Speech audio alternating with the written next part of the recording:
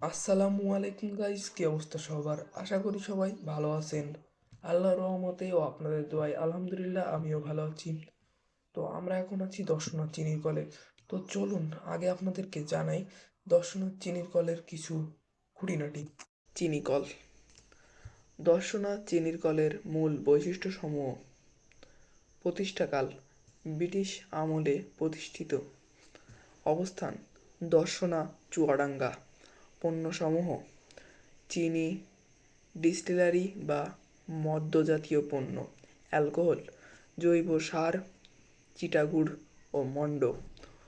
উৎপাদন মৌসুম: সাধারণত শীতকালে আখমাড়াই ও চিনি উৎপাদন শুরু হয়, যেমন ডিসেম্বর জানুয়ারি।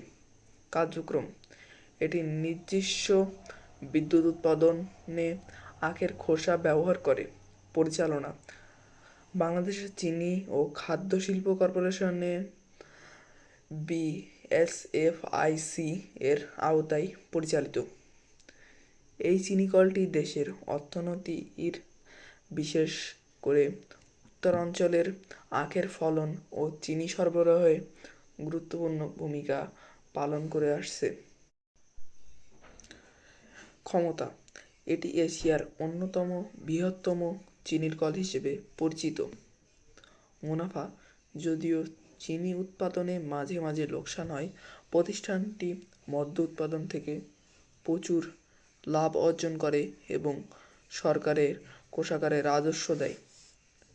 চ্যালেঞ্জ: পুরনো যন্ত্রপাতি, আখের স্বল্পতা এবং আধুনিকায়নের অভাবে মাঝে মাঝে উৎপাদন ব্যাহত হয়। এটি বাংলাদেশ চিনি ও খাদ্য শিল্প কর্পোরেশনের অধীনস্থ একটি প্রতিষ্ঠান। তো যাই হোক, এতক্ষণ জানলাম আমরা এই চিনির কলটির সম্পর্কে কিছু তথ্য। তো তথ্যগুলো ভুল হতে পারে, কারণ তথ্যগুলো সম্পূর্ণ অনলাইন থেকে নেওয়া হয়েছে। তো যাই হোক, ভিতরে কিন্তু দেখতে পাচ্ছেন ভালোই পরিমাণে বড় বড় যন্ত্রাংশ বা মেশিন আছে। যদিও আমরা যে সময় আসছি ফেব্রুয়ারি মাস 2026 সাল, ওকে, তো এই সময় কিন্তু আখ উৎপাদন হয় না, সরি, চিনি উৎপাদন হয় না।